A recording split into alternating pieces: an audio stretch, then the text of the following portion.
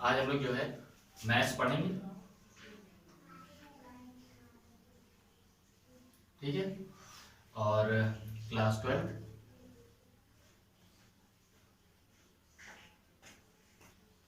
NCERT pattern का है। तो आज बहुत अच्छा टॉपिक जो है, और इसकी खास बात क्या है कि ये जो है ज़्यादा मार्क्स में आता है और सबसे इजी चैप्टर है, जिसका नाम हम लोग जानते हैं मैट्रिक्स, ठीक, हिंदी में आव्यूह, ठीक है। खास बात हमने बताया ये जो है बहुत आसान इजी चैप्टर, पूरे इंटर में अगर देखा जाए तो सबसे इजी चैप्टर क्या है, आव्यूह, ठीक है। अगर नंबर ऑफ मार्क्स की बात की जाए तो ये आपको बोर्ड एग्जाम में 10 नंबर्स तो देकर ही जाएगा, ठीक है। और नंबर ऑफ क्वेश्चंस की अगर हम बात करें तो 4 से 5 क्वेश्चन बोर्ड में पूछे जाते हैं, जिसमें से अगर 4 क्वेश्चन पूछा गया तो एक ऑप्शन में होगा, 1 नंबर में, एक 2 नंबर में पूछेगा जिसमें कोई वैल्यू निकालनी होगी एक्स वाई जेड की, और एक 3 नंबर में होगा जिसमें जो है थोड़ा सा फंसाया होगा, 4-5 इक्वेशन बनाएगा, और जो 4 नंबर में एक इक्वेशन देगा या क्वेश्चन देगा उसमें आपको इनवर्स आव्यूह या सहज व्यवस्था पूछता है। सब सीखेंगे और बहुत आसान चीज है, एक ही कंसेप्ट है, ठीक है, सबसे आसान है, ठीक है, बहुत अच्छा इंटरेस्टिंग चैप्टर, ठीक है। शुरू करते हैं फिर आज का जो है मैट्रिक्स। तो पहले समझ लेते हैं थोड़ा सा हम लोग कि मैट्रिक्स होता क्या है, किसे बोलते हैं, ठीक है। ये सब तो एग्जाम में वैसे नहीं पूछेगा न्यूमेरिकल डायरेक्ट, तो हम लोग एक्सरसाइज, हर एक एक्सरसाइज सॉल्व करेंगे पूरी चैप्टर 3 की। ये चैप्टर 3 है आपकी बुक में, पूरा सोल्यूशन देंगे और समझेंगे हर एक क्वेश्चन। बट थोड़ा सा उससे पहले थोड़ा सा इंट्रो ले लेते हैं चैप्टर का, होता क्या है नॉलेज के लिए, ठीक है। तो आव्यूह क्या होता है इसको समझने के लिए हम लोग अगर एक एग्जाम्पल ले लें तो ज्यादा अच्छा हो। तो जैसे फॉर एग्जाम्पल हमने ये मान लिया राम के पास, जैसे कोई एक हमारे पास इंफॉर्मेशन है जो बताना है कि राम के पास 6 किताबें हैं और 2 पेन है, और श्याम जो है उसके पास 5 किताबें हैं और 3 पेन है, और मोहन जो है उसके पास जो है 7 किताबें हैं और 5, या थोड़ा सा अलग मान लेते हैं, 1 पेन है। सेम भी हो सकता है, कोई प्रॉब्लम नहीं। एक इंफॉर्मेशन है कि हमको ये बताना है कि राम के पास 6 किताब है और 2 पेन है, श्याम के पास 5 किताब 3 पेन है, और मोहन के पास इसी तरीके। तो ये तो एक ओरिजिनल हमारे पास इंफॉर्मेशन है। अगर इसी इंफॉर्मेशन को हमको थोड़ा सा अच्छे तरीके से डिनोट करना हो या शो करना हो तो क्या क्या मेथड, किस तरीके हम इसको डिनोट कर सकते हैं। तो जैसे एक अगर देखें तो एक मेथड क्या है मेरे पास इसी इंफॉर्मेशन को शो करने का, कि हम ऐसे लिख दें किताब या किताबों की संख्या, और यहां पर लिख देते हैं पेनों की संख्या, और यहां लिख देते हैं राम, श्याम, मोहन, ठीक। ये सब एग्जाम में नहीं पूछेगा लेकिन थोड़ा सा नॉलेज के लिए। अब राम क्या है, किताबें कितनी है यहाँ पर, राम के पास 6, पेन कितने हैं 2, श्याम के पास कितने हैं 5 और 3, इनके पास कितना है 7 और 8 पेन, ठीक है। एक तो ये हो गया। इसमें क्या हो रहा है कि पहला जो हमारा स्तंभ, ऐसे जो ऊर्ध्वाधर चीजें होती है इसको हम लोग क्या बोलते हैं, स्तंभ, क्या बोलते हैं, स्तंभ। तो पहला स्तंभ किताबों की संख्या को बताता है, जबकि दूसरा स्तंभ पेनों की संख्या को बताता है। बता रहे हैं, क्लियर। दूसरा तरीका क्या है इसी इंफॉर्मेशन को शो करने का, हम ऐसे लिख देते हैं कि राम, श्याम, मोहन, और इधर लिख देते हैं किताबों की संख्या और इधर पेनों की संख्या, ठीक है। तो राम के पास कितनी किताबें हैं 6, पेन कितने हैं 2, इनके पास 5 किताबें, 3 पेन, 7 किताबें और 8, ठीक। तो इसमें क्या हो रहा है देखो, अब जो 36 चीजें होती हैं इसको हम लोग क्या बोलते हैं, 36 पंक्तियां। तो इसमें जो पंक्ति है, पहली पंक्ति किताबों की संख्या को बताती है, जबकि दूसरी पंक्ति पेनों की संख्या को। तो तो इस तरीके भी शो कर सकते हैं। ये सारी चीज मतलब तीनों चीजें एक ही चीजों को शो कर रही हैं। ये तो ओरिजिनल इंफॉर्मेशन हो गई। दो तरीके से हम इसको डिनोट कर सकते हैं। अगर इसे एक पैरा में बंद कर दें ऐसे, ठीक है, तो हो क्या रहा है कि जैसे इसकी देखिए चौड़ाई कुछ और है और लंबाई कुछ और है। जैसे चौड़ाई ये हो गई और लंबाई ये हो गई, तो चौड़ाई और लंबाई, इसमें भी क्या आ रहा है, चौड़ाई और लंबाई। तो लंबाई चौड़ाई अलग अलग आ रहा है। ये किस में होता है, आयत में। ऐसे ही तो होता है, लंबाई और चौड़ाई किस में होती है, आयत में। लेंथ इनटू ब्रेथ, लंबाई गुणे चौड़ाई। तो अगर हम लोग इस मैट्रिक्स की बात करें तो इसकी डिफिनेशन अगर लिखना हो या समझना हो, एक लाइन में बताना हो किसी को कि आव्यूह क्या होता है, तो हम ऐसा लिख सकते हैं कि आव्यूह संख्याओं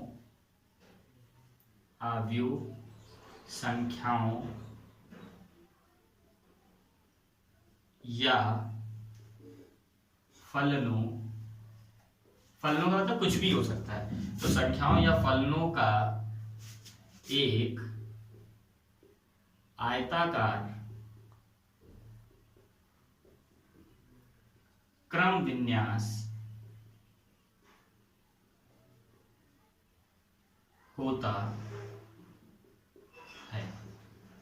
ठीक, तो संख्याओं या फलनों को बोलेंगे क्योंकि ये संख्याएं, यहां पर फलन भी हो सकता है। फलन का मतलब जैसे यहां पे लिखते हैं x प्लस वाई, यहां पे लिखते हैं y प्लस जेड, या लिखते हैं साइन थीटा कोस, मतलब कुछ भी हो सकता है, एज योर विश। ठीक है, कुछ भी हो सकता है। तो संख्याओं या फलनों का एक आयताकार क्यों बोल रहे हैं, क्योंकि ये एक आयताकार बॉक्स के रूप में बंद होता है हमेशा, और आयताकार होगा ही क्योंकि लंबाई और चौड़ाई होगी। ठीक है, तो आयताकार क्रम मतलब एक ऑर्डर होगा इसका, और विन्यास मतलब डिवाइड किया गया है, ये अलग ये अलग ये अलग, तो क्रम विन्यास होता है। तो आव्यूह की परिभाषा हमारे समझ से आ गई होगी, क्या होता है ये समझ में आ गया होगा। आगे अब जैसे ये एक आव्यूह अगर बन गया, जैसे ये लाइन मिटा दें, अगर इसे एक आव्यूह हम बोल रहे हैं तो ये जो चीजें हैं, संख्याएं जो हैं, वो इस आव्यूह की क्या कहलाएंगी, अवयव कहलाएंगे। तो इसका मतलब ये जो संख्याएं और फलन होती हैं, मतलब संख्याओं और फलन, जो फलन होते हैं, संख्याओं या फलन को आव्यूह का या संख्याएं या फलन उस आव्यूह के अवयव कहलाते हैं। ठीक है, मतलब इस आव्यूह की सारी संख्याएं क्या कहलाएंगी, अवयव कहलाएंगी, एलिमेंट कहलाएंगी। ठीक है, तो आप मैट्रिक्स क्या होता है हमारे समझ से आ गया होगा आप लोग को कि आव्यूह क्या चीज होती है। तो आव्यूह संख्याओं या फलन का क्या होता है, एक आयताकार क्रम विन्यास होता है। क्रम से ऑर्डर, मतलब एक ऑर्डर होता है और डिवाइड किया गया होता है सूचना, किसी भी सूचना को, और संख्या या फलन वो जो भी होगा वो उस आव्यूह का क्या कहलाएगा, एलिमेंट कहलाएंगे। ठीक है, ओके, आगे बढ़ते हैं। आव्यूह क्या होता है समझ में आ गया होगा। डिफिनेशन लिखनी हो तो आप लोग लिख सकते हैं, बाकी कभी पूछेगा नहीं, बस नोट्स बनाने के लिए लिखते हैं ताकि कभी इंटर के बाद पढ़ें तो थोड़ा सा समझ में आ जाए, या किसी दूसरे को समझाए तो अच्छे समझ में आ जाए कि मैट्रिक्स होता क्या है। ठीक, अब समझते हैं कि कुछ खास बातें, कुछ नोट पॉइंट हैं आव्यूह की, उसको समझते हैं। जैसे एक आव्यूह मैट्रिक्स हमने लिखी, कुछ भी,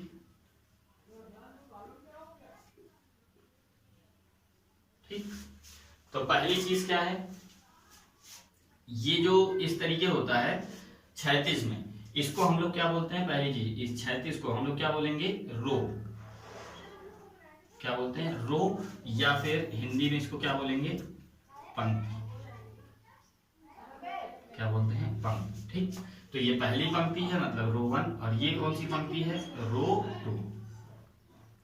ठीक, पंक्ति 2। ठीक, तो जो क्षैतिज चीजें होंगी उसका नाम क्या होता है, पंक्ति। ठीक, और स्तंभ, जैसे पंक्ति इसमें कितनी है, एक पंक्ति और एक ये दो पंक्ति, तो 2, या अभी उसको आगे बताते हैं। उसके बाद स्तंभ, ये जो ऊर्ध्वाधर होता है इसको हम लोग क्या बोलते हैं, स्तंभ, इसको क्या बोलेंगे, स्तंभ। ठीक, तो ये स्तंभ 1, ये स्तंभ 2, ये स्तंभ 3, तो 3 इसमें कितने हैं, स्तंभ। तो रो और इसको इंग्लिश में, स्तंभ को इंग्लिश में क्या बोलेंगे, कॉलम, स्तंभ को इंग्लिश में क्या बोलते हैं, कॉलम।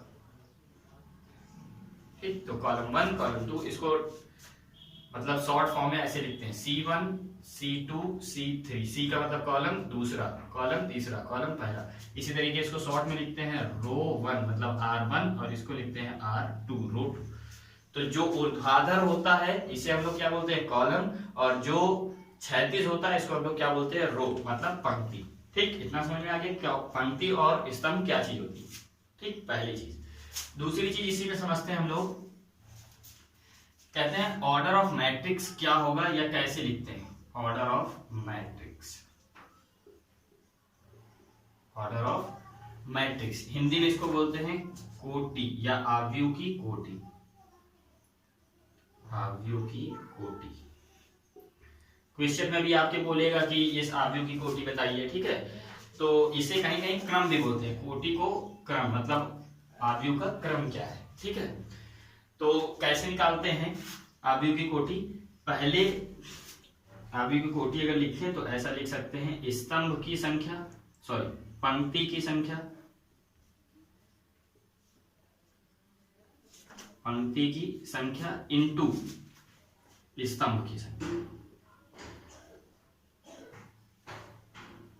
ठीक, समझ में आ गया होगा। कहने का मतलब यह है कि किसी भी मैट्रिक्स का अगर हमको कोटि लिखना है या ऑर्डर ऑफ मैट्रिक्स लिखना है तो पहले उसमें देख लो पंक्ति कितनी है और फिर स्तंभ, दोनों का गुणा करके लिख दो। गुणा करके आंसर नहीं लिखना, केवल ऐसे ही मल्टीप्लिकेशन में लिख देंगे।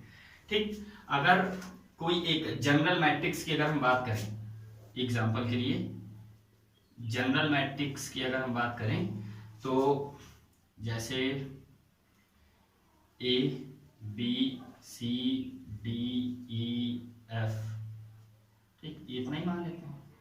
ठीक, ये एक आव्यूह है। तो इसमें कितनी पंक्तियां हैं, एक और एक दो, तो दो पंक्तियां हो गई। और स्तंभ कितने हैं, तीन, तो तीन। तो ये इसकी क्या हो गई कोटि। तो इस मैट्रिक्स की कोटि क्या हो जाएगी, 2 गुणे 3। ठीक है। जनरल में हम लोग क्या लिख लेते हैं, m इंटू n। ठीक, m क्या है पंक्तियों की संख्या, m क्या है स्तंभ की संख्या, तो m इंटू n लिख देते हैं, जनरल होता है फॉर्मूला। ठीक, बाकी लिखने का हमने बता ही दिया। जैसे इसका है तो 2 पंक्तियां और 3 स्तंभ, इसमें भी देखें तो 2 पंक्ति 3 स्तंभ, तो 2 गुणे 3 इसका क्या है ऑर्डर। तो इस मैट्रिक्स का ऑर्डर क्या है 2 इंटू 3। ठीक है, तो इससे कहीं भी समझ भी जाएंगे, कहीं क्वेश्चन में अगर ऐसा लिखा होगा 4 इंटू 5 किसी आव्यूह का जो है वो कोटि है, ये क्या है किसी आव्यूह की कोटि, तो पूछेंगे बताइए इसमें स्तंभ कितने हैं, तो स्तंभों की संख्या क्या होती है ये, और पंक्ति की संख्या क्या होती है ये। तो स्तंभ कितने होंगे उस मैट्रिक्स में 5, और पंक्ति कितने होंगे उसमें 4, तो ये हम समझेंगे। तो इसीलिए बता दिया स्तंभ की संख्या इंटू पंक्ति की संख्या इंटू स्तंभ की संख्या, यही होती है आव्यूह की कोटि। ठीक है, इसको हम लोग एम एन से भी लिखते हैं, कभी कभी आई जे के नाम से भी जानते हैं, आई इंटू जे, या इसको डायरेक्ट आई जे लिखते हैं। तो आई का मतलब इस पंक्ति और जे का मतलब स्तंभ। ठीक है, वो किसी तरीके से नोट करें, बस इतना समझो जो पहले लिखा होता है वो पंक्ति, जो दूसरा मल्टीप्लिकेशन में लिखा होता है वो स्तंभ की संख्या होती है। ये हो गया कोटि। तो कोटि भी आप लिख लेंगे, कोई भी अगर मैट्रिक्स दे दिया, फॉर एग्जाम्पल एक ऐसा लिखे हम लोग। ठीक, अब इसका अगर ऑर्डर लिखना है तो इसमें कितनी पंक्तियां हैं, 1 2 3, तो 3 पंक्तियां, स्तंभ कितना है केवल 1, तो 3 गुणे 1। ठीक है, अगर कोई दूसरा एग्जांपल ले, जैसे इसका लिखना है तो इसमें कितनी पंक्तियां हैं, स्तंभ कितने हैं 1 2 3, 1 इंटू 3, ये इसकी ऑर्डर हो गई 1 इंटू 3। और ऑर्डर हमेशा मैट्रिक्स के यहाँ पे कॉर्नर पे लिखा जाता है 1 इंटू 3 या 3 इंटू 1। समझ में आ गया होगा। कोई भी मैट्रिक्स की जो है अगर कोटि या ऑर्डर ऑफ मैट्रिक्स लिखना हो तो वो लिख लेंगे। ठीक है, ये फॉर्मूला होता है, बस ये ध्यान रखेंगे। आगे बढ़ते हैं। ठीक,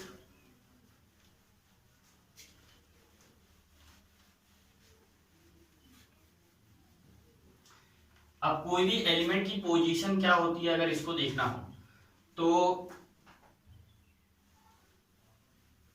समझने के लिए जो है एक जनरल फॉर्मूला हम लोग ड्राइव करते हैं। क्या होता है, जैसे कोई एक ए मैट्रिक्स है, ठीक, इसका जो एलिमेंट है यहाँ पे जो होगा वो आई जे होगा। तो यहाँ पर जो है आई जे का मतलब क्या हो, जैसे यहाँ पे हमने लिख दिया, कोई पहले जनरल ले लेते हैं, जैसे एग्जांपल के लिए 2 -2 3 4 5 6। ठीक, ठीक है, ये एक मैट्रिक्स है, इसका ऑर्डर क्या होगा, 2 पंक्तियां हैं, 3 स्तंभ है, 2 into 3।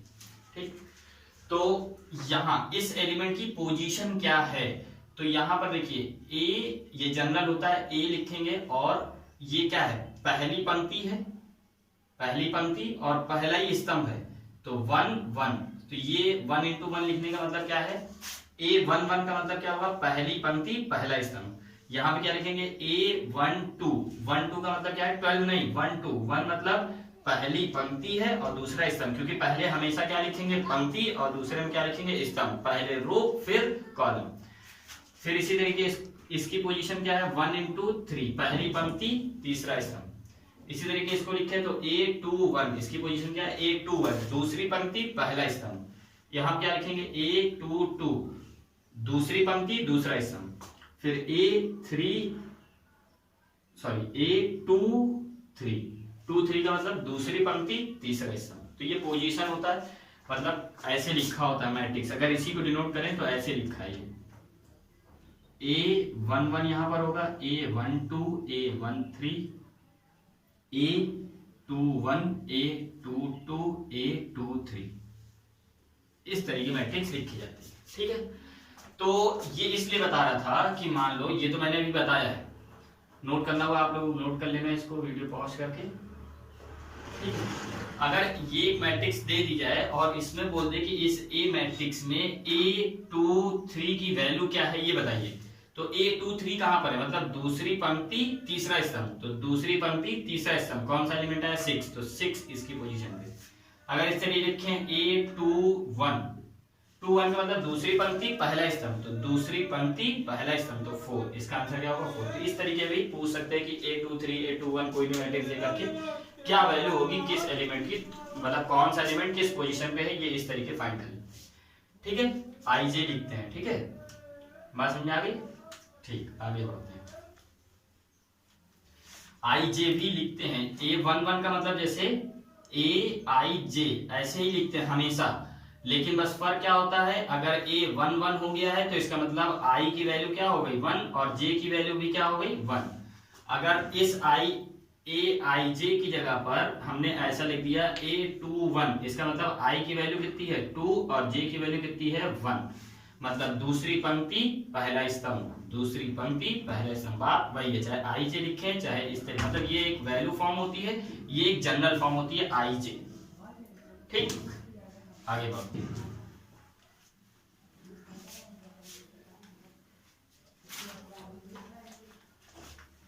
तो दो चीज समझ गया, अवयव क्या होता है और ऑर्डर ऑफ मैट्रिक्स कैसे निकालते हैं। ठीक है, अब कोई भी मैट्रिक्स दे रखा हो और ये बोल दे कि उस मैट्रिक्स के टोटल अवयव, मतलब टोटल एलिमेंट कितने होंगे, ये कैसे फाइंड करेंगे। तो जो भी ऑर्डर लिखा हो आपने, मतलब अवयव का जो भी कोटि होता है, अवयव की कोटि,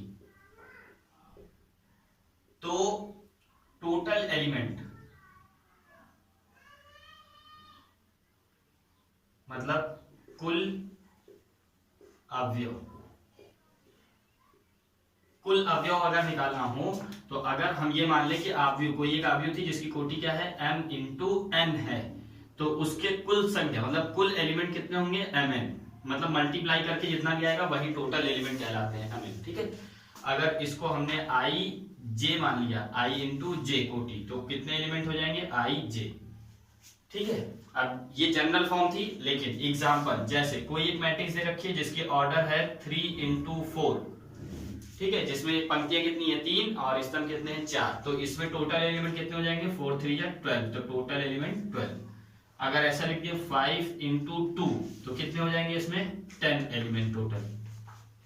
ठीक है, तो कहने मतलब जो भी अवयव की कोटि, मतलब कुल एलिमेंट अगर अवयव में पूछे तो उसकी कोटि जो भी हो उसको मल्टीप्लाई करके जो भी आंसर आएगा वही उसके टोटल एलिमेंट कहलाते हैं। ठीक है, ये एक फॉर्मूला था, अगर नोट करना चाहो तो इसको नोट कर सकते हैं। ठीक, कुल संख्या निकालने के लिए अवयवों की। ठीक है, आगे बढ़ते हैं और अब पढ़ते हैं टाइप्स ऑफ मैट्रिक्स जल्दी जल्दी।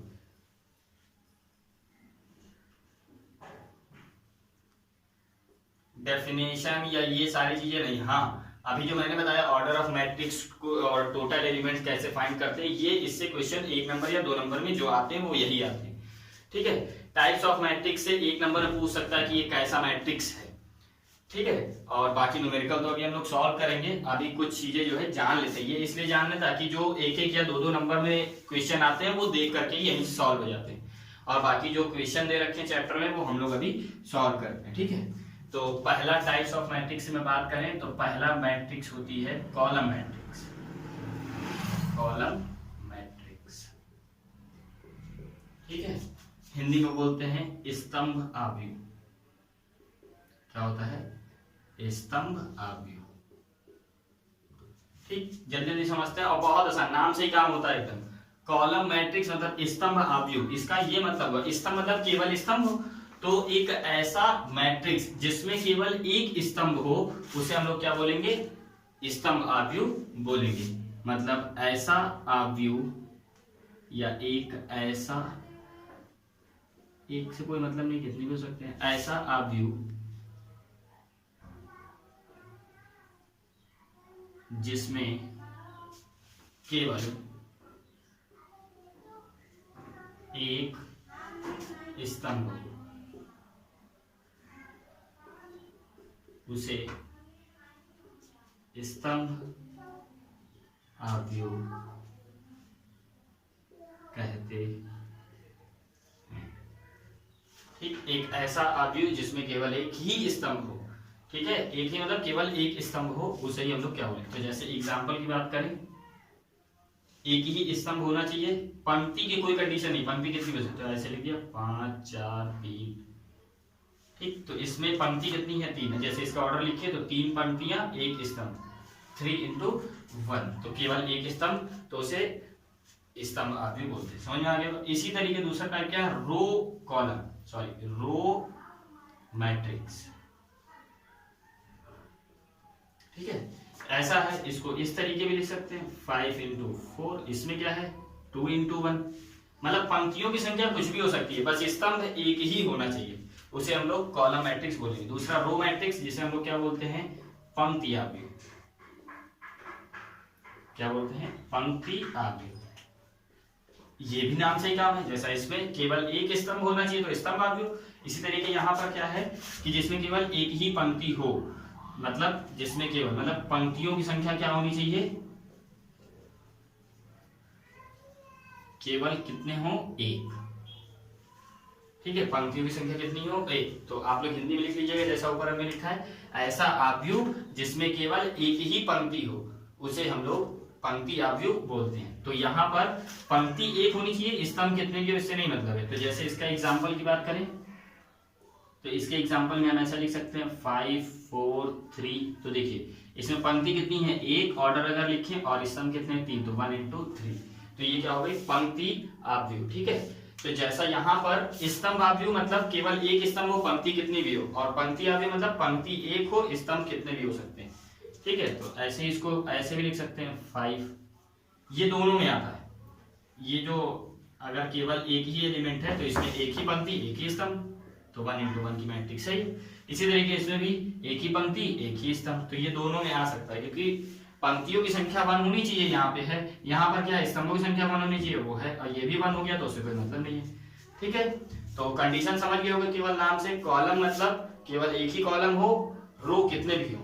रो मैट्रिक्स मतलब केवल एक ही रो हो और कॉलम कितने भी, ठीक है।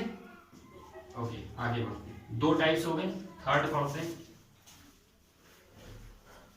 ये सब 1 नंबर क्वेश्चन होगा, कोई एक मैट्रिक्स दे देगा और जो है पूछेगा ये कैसी मैट्रिक्स है, इसका नाम बताइए। या दूसरे तरीके से कैसे पूछ सकता है, घुमा करके कि नाम लिख देगा और बोलेगा इसका कोई एक एग्जाम्पल लिख लीजिए, तो आप लिख सकते हो, ठीक है। बस समझ में आना चाहिए, ना समझ में आए कुछ भी तो आप कमेंट में जो है लिख दें और आपकी प्रॉब्लम को जल्दी से जल्दी दूर किया जाएगा, ठीक है। और चैनल को सब्सक्राइब ना किया हो तो सब्सक्राइब करके बेल आइकन को दबा दें, ताकि आने वाली वीडियो आपको हमेशा जल्द से जल्द प्रोवाइड होती रहे, ठीक है। तीसरा क्या है इसमें? तीसरे की अगर हम बात करें तो स्क्वायर मैट्रिक्स होती है। कौन सी मैट्रिक्स? Square matrix. क्या होती है? स्क्वायर मैट्रिक्स, ठीक है। हिंदी में क्या बोलते हैं इसको? वर्ग आव्यूह, वर्ग आव्यूह, ठीक है।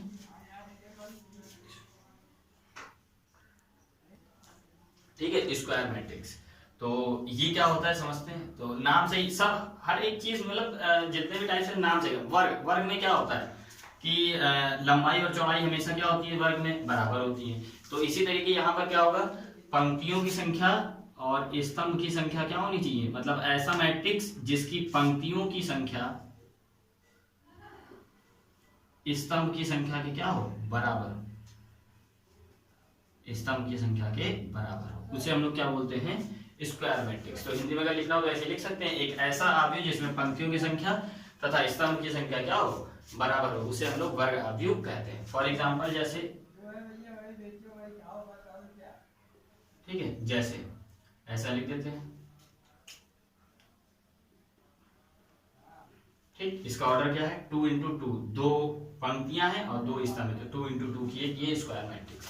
अगर इसी की दूसरा लिखें तो ऐसा लिख सकते हैं, कुछ भी हो सकता है, जरूरी नहीं जो मैं लिख रहा हूँ वही हो, बस जो कंडीशन बता रहा हूँ वो ध्यान रखो। इसमें कितनी पंक्तियां हैं, सॉरी, ठीक, तो इसमें कितनी पंक्तियां हैं, 1 2 3, तो 3 पंक्ति, कितने स्तंभ है, 3। तो देखो दोनों चीजें क्या आ रही है, पंक्ति और स्तंभ बराबर आ रहे हैं, इसी को हम लोग स्क्वायर मैट्रिक्स बोलते हैं, ठीक। नाम से काम है, आगे बढ़ते हैं। स्क्वायर मैट्रिक्स से थोड़ा सा ज्यादा क्वेश्चन पुट अप होता है, ढंग से समझना है, कोई प्रॉब्लम नहीं होगी, ठीक है, बस नाम ध्यान रखिए और उसका काम, ठीक है। फोर्थ जो टाइप है वो टाइप होता है डायगोनल मैट्रिक्स, ठीक है। क्या होता है, डायगोनल मैट्रिक्स।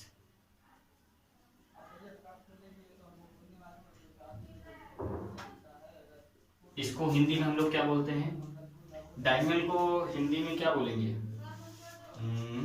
विकर्ण आव्यूह,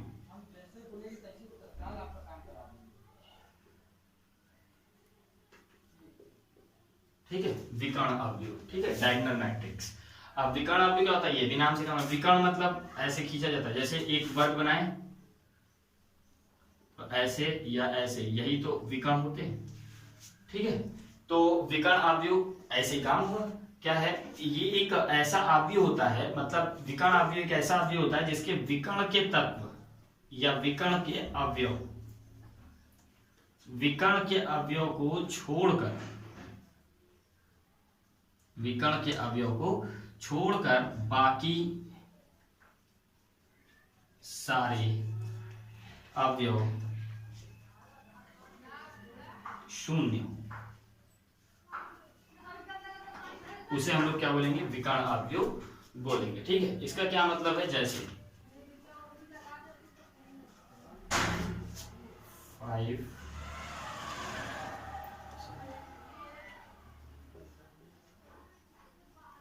कुछ भी हो सकता है,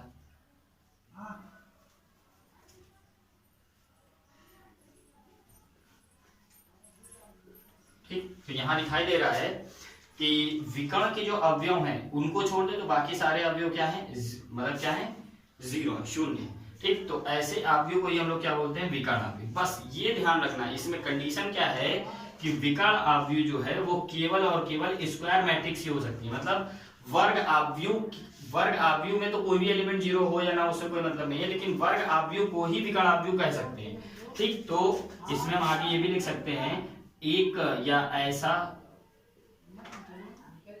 वर्ग अवयव, ऐसा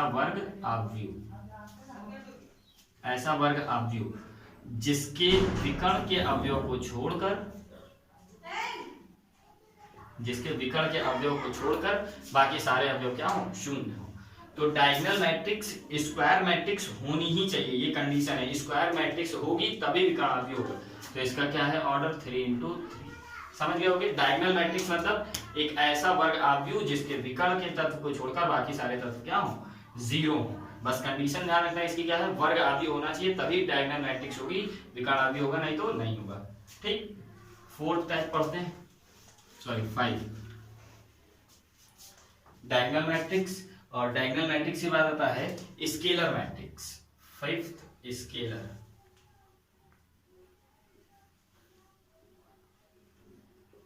स्केलर मैट्रिक्स, इसको हम लोग क्या बोलेंगे हिंदी में, स्केलर मैट्रिक्स को जो है हिंदी में स्केलर मैट्रिक्स अदिश आव्यूह बोलते हैं, हिंदी में इसको क्या बोलते हैं, अदिश आव्यूह। ठीक, तो यहां भी वही फर्क क्या होगा, ये भी क्या होगा, एक ऐसा डायगोनल मैट्रिक्स होगा। जैसे स्क्वायर मैट्रिक्स मतलब डायगोनल मैट्रिक्स के लिए कंडीशन क्या है कि वो मैट्रिक्स स्क्वायर होनी चाहिए, इसी तरीके स्केलर मैट्रिक्स के लिए कंडीशन क्या है कि वो मैट्रिक्स डायगोनल मैट्रिक्स होनी चाहिए। बस फर्क क्या होगा, डायगोनल के जो एलिमेंट्स होंगे वो क्या होंगे, सेम होंगे। मतलब विकर्ण के जो तत्व हो, मतलब विकर्ण अवयव जो होते हैं वो क्या हो, सेम हो, विकर्ण अवयव क्या हो, समान हो। ठीक है, और बाकी सारे क्या हो, शून्य हो। मतलब यही, मतलब डायगोनल मैट्रिक्स तो वो होगा ही होगा स्केलर मैट्रिक्स, ठीक है, लेकिन सारे डायगोनल मैट्रिक्स को स्केलर मैट्रिक्स मतलब सभी विकर्ण आव्यूह को अदिश आव्यूह नहीं कह सकते। हाँ, वो सारे विकर्ण आव्यूह जिनके विकर्ण के अवयव क्या हो, सेम हो। तो इसका मतलब जैसे एग्जांपल में ज्यादा समझ में आएगा, जैसे हमने यहां लिखा 5 0 0 5 5, तो यहां दिखाई दे रहा है विकर्ण के तत्व को छोड़ के बाकी सब जीरो है, तो ये एक डायगोनल मैट्रिक्स तो है, लेकिन साथ में उस डायगोनल मैट्रिक्स का दूसरा नाम हमने क्या लिखा, क्योंकि विकर्ण के तत्व क्या हो गए, सब सेम हो गए, तो अब ये कैसी मैट्रिक्स बन गई, अदिश आव्यूह। ठीक है, इसी तरीके हम कुछ भी लिख सकते हैं, जैसे 4 4 4, बाकी सारे तत्व 0। समझ में आ गया हो? ठीक है, तो स्केलर मैट्रिक्स मतलब अदिश आव्यूह होने के लिए विकर्ण आव्यूह का होना जरूरी है। विकर्ण आव्यूह ही अदिश आव्यूह कहलाएगा, कब, जब उसके विकर्ण के तत्व क्या हो, समान हो। जबकि यहाँ पे कंडीशन क्या है कि विकर्ण के तत्व कुछ भी हो बस और बाकी जीरो होना चाहिए। यहाँ पे कंडीशन क्या है कि और बाकी जीरो हो और विकर्ण के तत्व बराबर भी हो, तभी वो क्या कहलाएगा, अदिश आव्यूह कहलाएगा। ठीक है, 6 बस खत्म पर है हम लोग, और फिर डायरेक्ट हम लोग पहुंचेंगे कहां पर, क्वेश्चन सॉल्व करेंगे और ये एक्सरसाइज खत्म। ठीक है, दूसरा टाइप क्या है, 6 वाला तुम्हारा 6 आती है आइडेंटिटी मैट्रिक्स।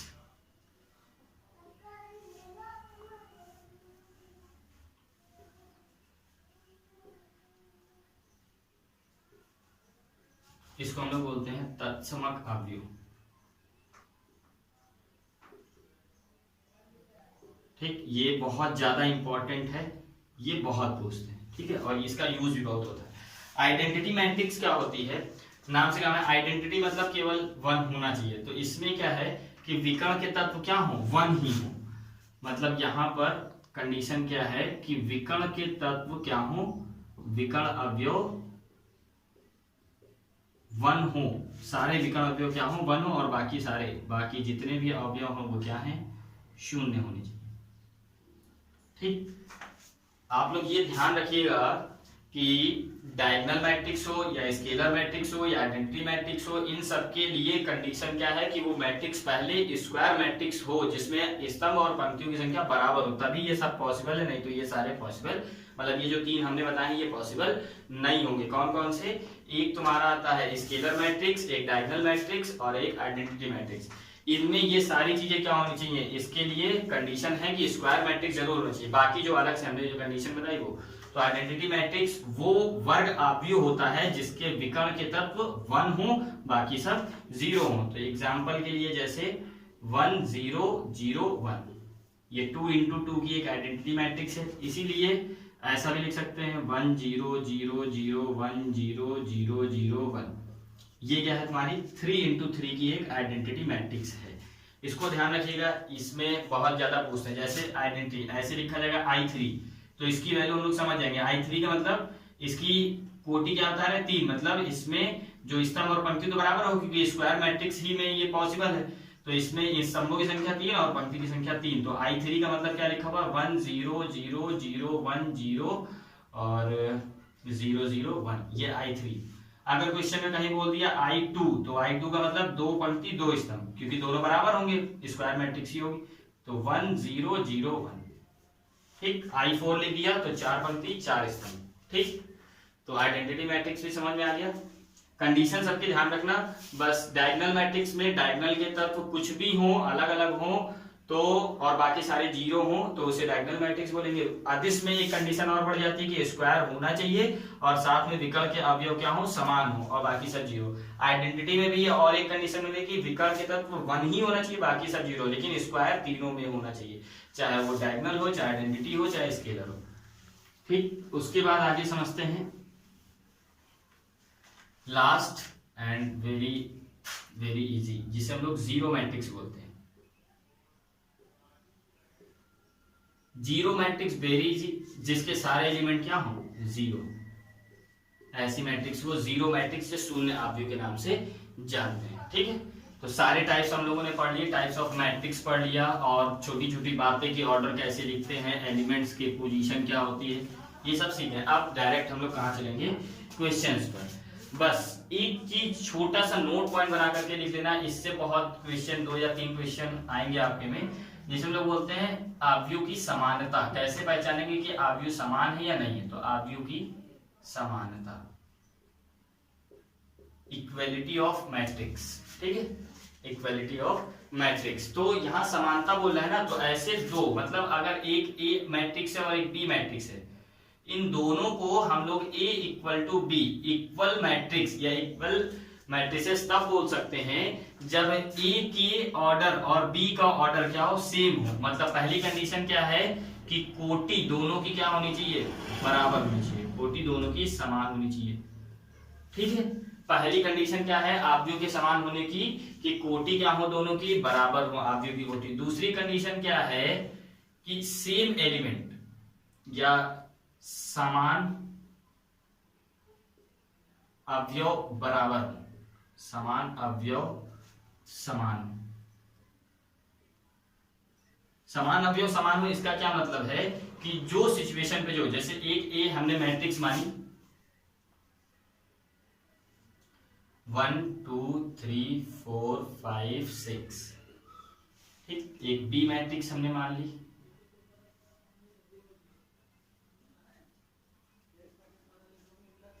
ठीक। तो ये दोनों, अब इसमें हम इसको a इक्वल टू बी, मतलब ये दोनों बराबर हैं, ये लिख सकते हैं या नहीं, ये हमसे पूछ रहा है। तो हमने पहले कंडीशन क्या थी, कोटि समान होनी चाहिए, तो इसकी कोटि क्या है, 2 पंक्ति और 3 स्तंभ, इसकी 2 पंक्ति 3 स्तंभ, 2 गुणे 3, तो ऑर्डर तो दोनों में सेम आ रहा है, एक कंडीशन फॉलो।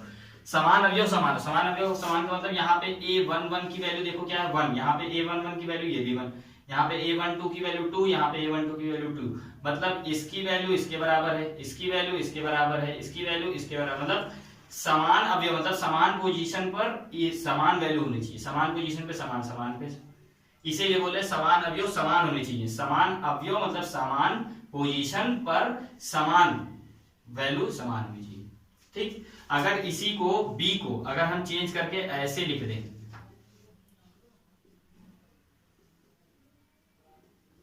तो यहां पर a11 की वैल्यू 1 है, यहां पर a11 की वैल्यू 2 है, जबकि यहां पर a12 की वैल्यू 2 है, a11 की वैल्यू 1 है। तो यहाँ पे पोजीशन पर यहाँ पे 2 है, यहाँ इस पोजीशन पर क्या है 1 है, तो अलग हो गई। तो अब ये समान अवयव, मतलब यहाँ पर a इक्वल टू बी लिख सकते हैं, यहाँ पर a इक्वल टू बी नहीं लिख सकते हैं। ऑर्डर तो दोनों में सेम है, लेकिन दोनों कंडीशन फॉलो होगी तभी वो समान होगा, नहीं तो समान नहीं होगा। दोनों में से कोई भी, कभी कभी ये इक्वल होता है, कोटि इक्वल होती है, तब भी नहीं देता। दोनों चीजें इक्वल, दोनों चीजें फॉलो हुई तो समान होगा, दोनों चीजें से फॉलो नहीं हुई तो नहीं समान होगा। इसका मतलब भी समझिए, इसका मतलब भी समझिए।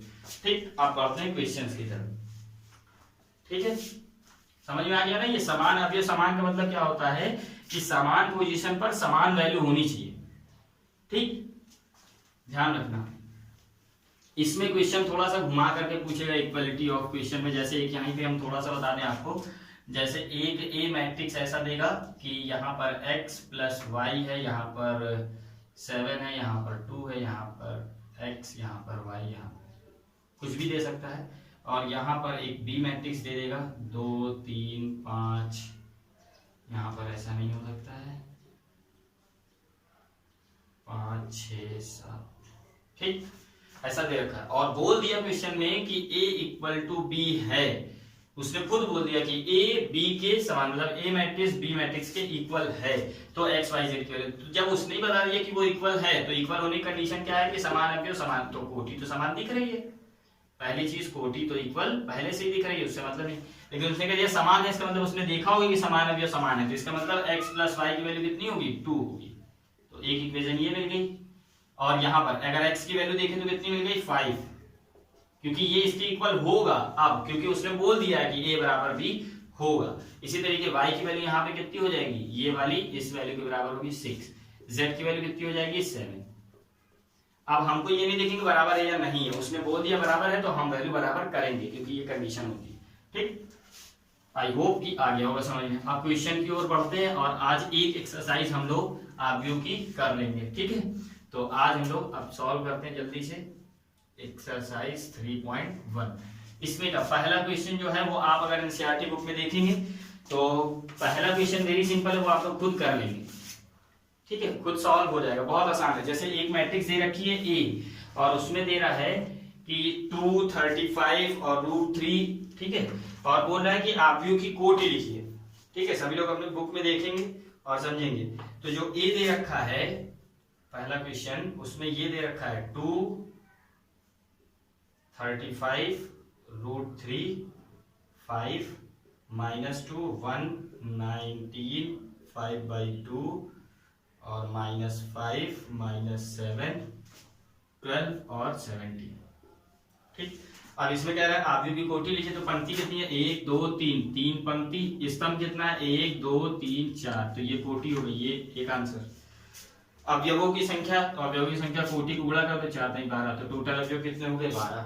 अब कह रहे हैं A13 की वैल्यू बताइए, A13, A21, तो अब सबकी बता देंगे। A13 मतलब पहली पंक्ति तीसरा स्तंभ, पहली पंक्ति तीसरा स्तंभ कितना 90, दूसरी पंक्ति पहला स्तंभ, दूसरी पंक्ति पहला स्तंभ 35। इसी तरीके सारा देख करके हम लोग बता देंगे। बस ये ध्यान रखो, जो पहली संख्या वो पंक्ति की, जो दूसरी संख्या वो स्तंभ की, बता चुके हैं, अभी सॉल्व हो गए, इसीलिए सारी चीजें बताए थे। अब देखो क्वेश्चन जल्दी जल्दी सॉल्व हो रहे हैं।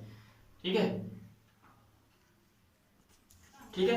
अब दूसरा क्वेश्चन बहुत आसान था, इसीलिए ये सारी चीजें पहले कुछ चैप्टर से रिलेटेड चीजें पढ़ लेने से ये फायदा होता है। अब तुरंत क्वेश्चन फटाफट लगेगा। अब क्वेश्चन 2 क्या है, हम जो है कोशिश करेंगे कि टफेस्ट जितने क्वेश्चन है वो सॉल्व कर दें और इजी वाले आप लोग घर से कर लें। ठीक है, फिर भी अगर कोई प्रॉब्लम होती है तो आप कमेंट में लिखें कि ये क्वेश्चन मुझे नहीं आया, वो अगली वीडियो में आपको सॉल्व करा दिया जाएगा। अब सेकंड क्वेश्चन कह रहे हैं यदि किसी आव्यूह में 24 अवयव हैं तो इसकी संभव कोटियां क्या है।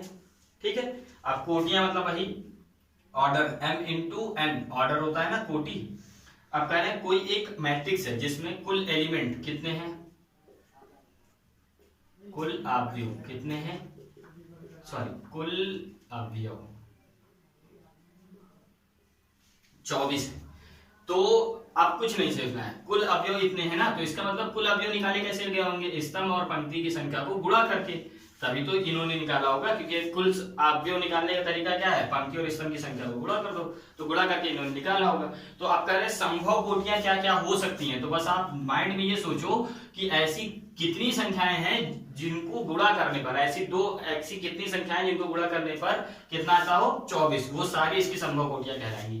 तो जैसे 1 × 24 एक, 2 × 12 दूसरा, 3 × 8 8 त्रिक 24 आ रहा है, 4 × 6 6 चौक 24 आ रहा है।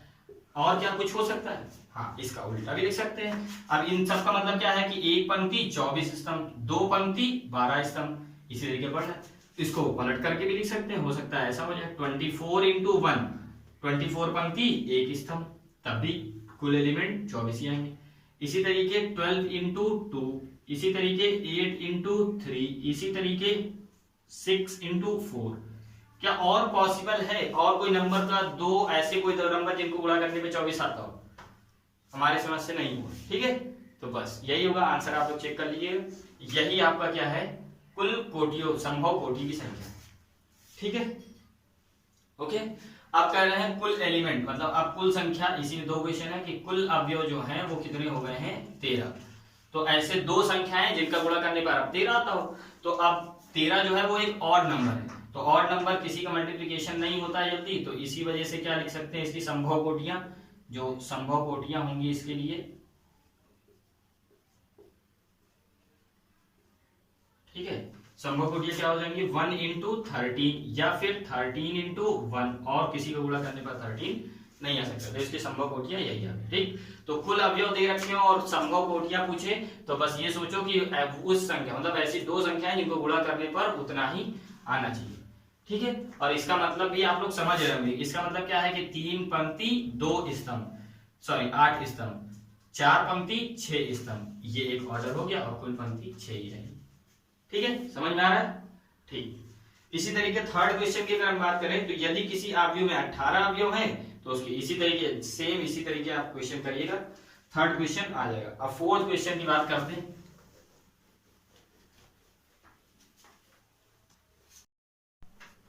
ओके, 4 नंबर क्वेश्चन देखते हैं। ठीक है, थर्ड सेकंड वाले के एकदम सेम है। फोर्थ कह रहे हैं एक 2 into 2 ऑर्डर की एक मैट्रिक्स है। 2 into 2 अवयव एक है, एक अवयव है जिसका कोटि क्या है 2 into 2, और कह रहे हैं जो ए दे रखा है वो ये दे रखा है, ए इक्वल टू AIJ।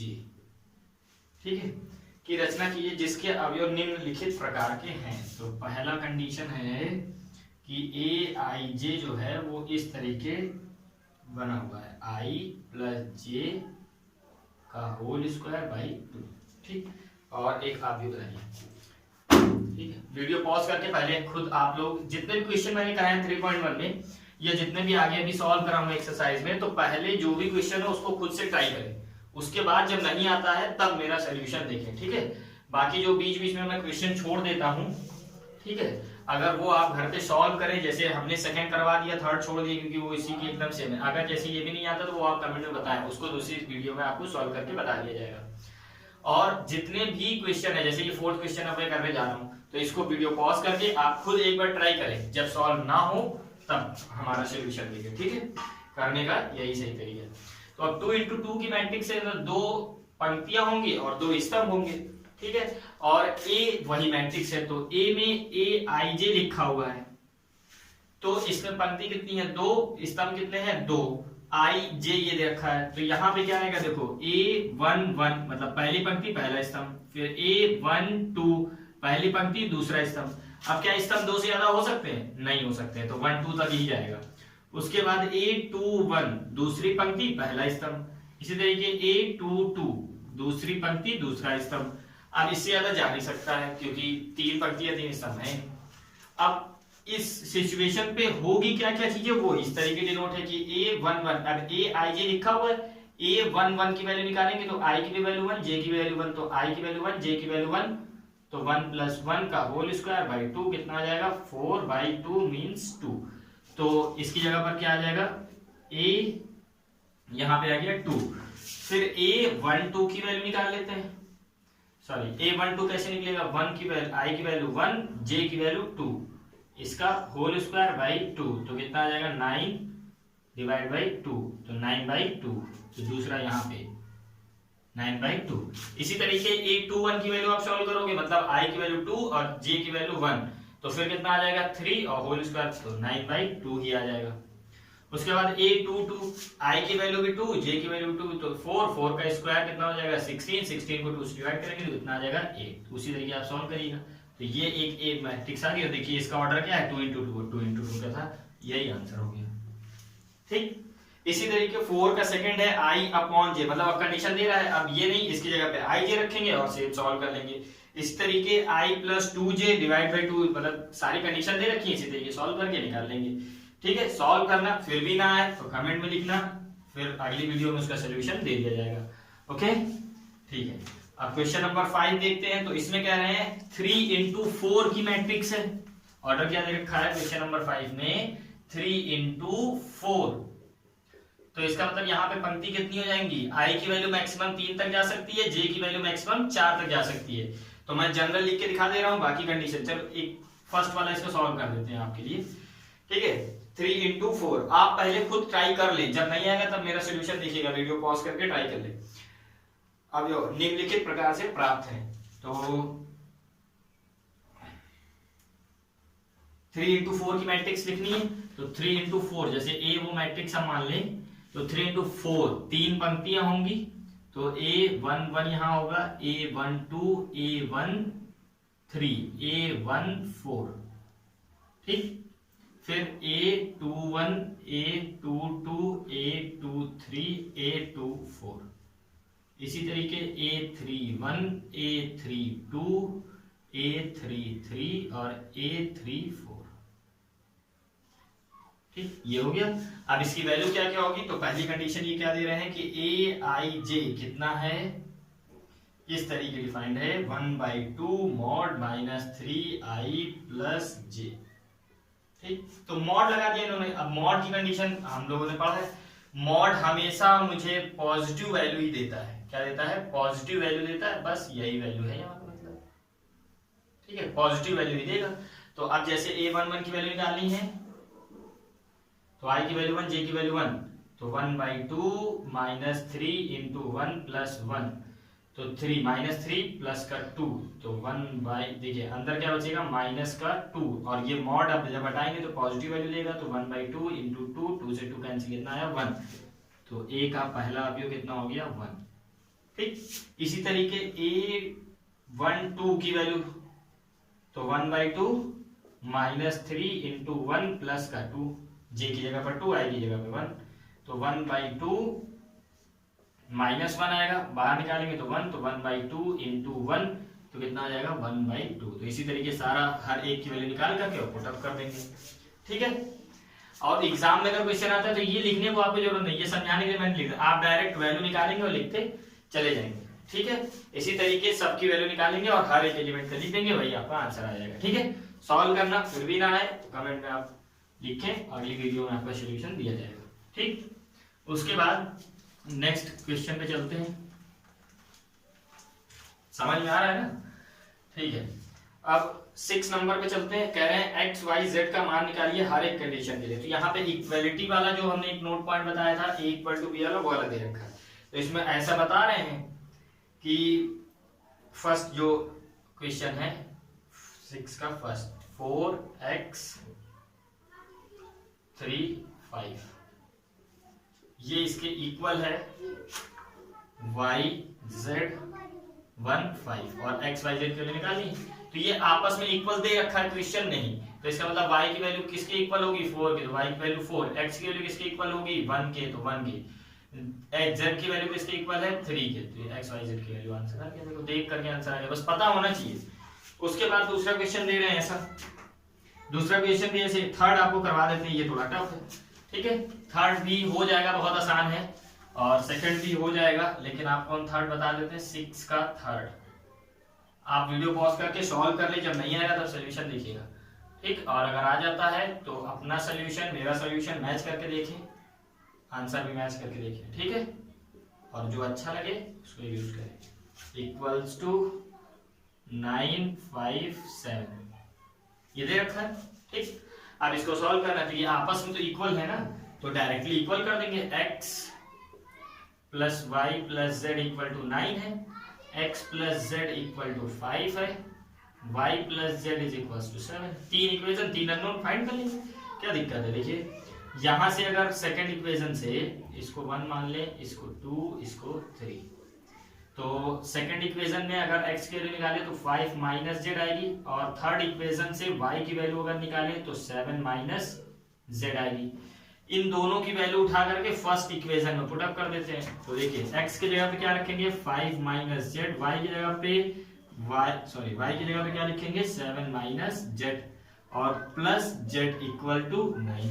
यहाँ पर इस इक्वेशन पुट किया गया, तो इस z से ये z कैंसिल, ये माइनस का z उधर जाएगा तो प्लस का z हो जाएगा, और ये 7 और 5 कितना हो गया 12, और माइनस का इधर ले आते हैं, z उधर ले गए। अब z = कितना आ गया 3, z की वैल्यू 3 आ गई, तो यहाँ पे रखते हैं, तो x की वैल्यू कितनी आ जाएगी 3, 2 आ जाएगा, और y की वैल्यू यहाँ पे क्या रखेंगे, z की वैल्यू 3, तो कितना आ जाएगा 4, तो x 2 4 3 आ गया। ठीक, इसी तरीके सेकंड भी हो जाएगा। सेवंथ में भी वही है, दोनों इक्वेशन इक्वल है और ए बी सी की वैल्यू निकालनी है, बस कैलकुलेशन रखिएगा, सही आ जाएगा। इसी पे पैटर्न पे है 7, वो भी हो जाएगा, वो आप करिएगा।